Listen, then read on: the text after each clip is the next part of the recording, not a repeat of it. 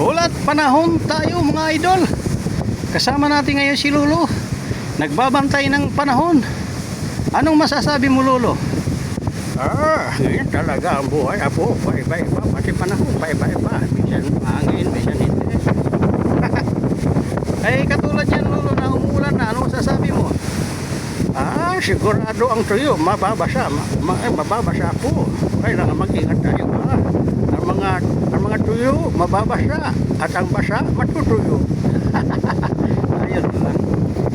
Ulat panahon mga idol, mula sa taas ng tower. Tinatangay ang ating